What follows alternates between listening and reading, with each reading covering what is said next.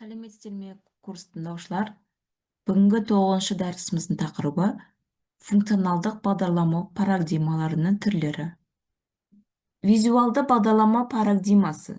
Мәтіндік бағдарлама парадигмасы тек бір өлшемді пайдаланылады. Мысалы, Алиса сияқты көрнекі білім беру тілдері анимация үшін код әзірлеу үшін визуалды бағдарламауды пайдаланылады. Ал SMIL, VRML және Java 3D сияқты ал SML, VRML және Java 3D сияқты тілдер веб негізінде мультимедиалық презентациялар мен анимациялар үшін визуалды бағдарламауды пайдаланады.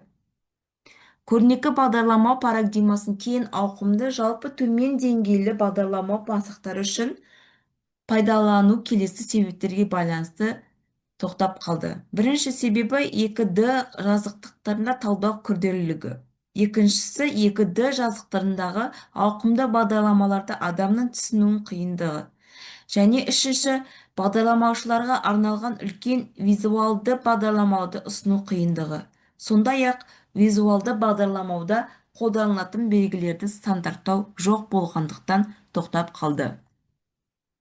Дегенмен, көрнекі бағдарламалауды қосу әрекеті пайдаланушыға ыңғайлы интерфейстер және анимацияларды қамтамасыз ету үшін апарып тастау сөзбе-сөз сүйретіп апару алу және тастау әрекетімен шектелді.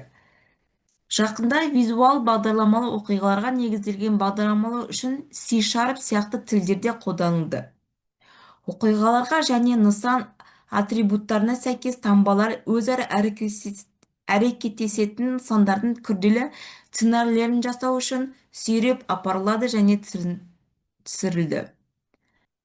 Төмен деңгейде бұл оқиғалар мен өзара әрекеттесетін объектілер автоматты түрде тілдің төменгі деңгейлі мәтіндік нұсқасына аударылды. Мультимедиалық бағдарлама парадигмасы әртүрлі визуализация режимін біріктіруді білдіреді.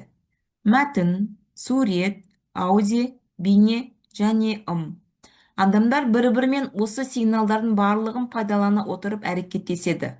Бұл белгілерсіз біздің бір-бірімізбен қарым-қатынасымыз және нақты дүниенің заттары мен құбылыстарын қабылдауымыз толық болмас еді. 1990 жылдың басында веб бағдарламаудың дамуымен және аудио кескіндер мен бейнеге арналған күрделі форматтардың дамуымен визуализация мен қабылдауды жеңілдету үшін мультимедиалық объектілер мен бейне клиптерді бағдарламаларға енгізу мүмкін болды. Бейнені кадрлау тізбегі ретінде көрсетуге болады. Мұнда әрбір кадр өзара әрекеттесуі мүмкін нысандардың жиынтығы болып табылады. Виртуальды шындықты имитациялау үшін 3D анимациялық нысандар мен қозғалыстарды жасайтын Alice және Virtual Reality сияқты тілдер бар. Соңғы жылдары X3D және Java 3D сияқты көптеген 3D модельдеу тілдері интернет арқылы нақты уақыттағы анимация үшін есептеулері мен 3D модельдеуді біріктіру үшін дамыды. Веб бағдарлама парадигмасы. Оқиғалар қандайда бір әрекетті немесе есептеуді іске қосатын жағдайларды жасайтын оқиғалар.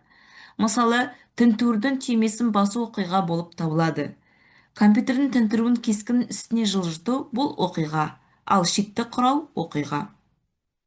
Дәстүрлі енгізуге негізделген бағдарламау мен оқиғаға негізделген бағдарламау арасындағы айырмашылық мынада. Енгізуге негізделген бағдарламау кейбір енгізуді сұрайды, енгізуді күтеді. Содан кейін кіріс мәніне негізделген әрекетті жасайды. Керісінше, оқиғаға негізделген бағдарламау ешқашан сыртқы әлемнен ешқайда кіріс күтпейді деген сөз. Дегенмен ол бір немесе бірнеше оқиғаға олар орын алғаннан кейін бірден жауап береді. Оқиғаға негізделген модельдеу нақты әлем оқиғалар имитациялау үшін пайдалану мүмкін. Өйткені оқиғалар қосымша әрекеттерге әкелетін одан әрі каскадты оқиғалар тудыруы мүмкін. Дегенмен соңғы жылдары ол графикалық және веб әрекеттесудің арқасында танымал болды. C# сияқты бірнеше заманауи тілдер графикалық пайдаланушы интерфейстерін модельдеу және анимациялау үшін оқиғаларды бағдарламауды пайдаланылады. Осымен 9-шы дәрісіміз аяқталды. Назарларыңызға рахмет.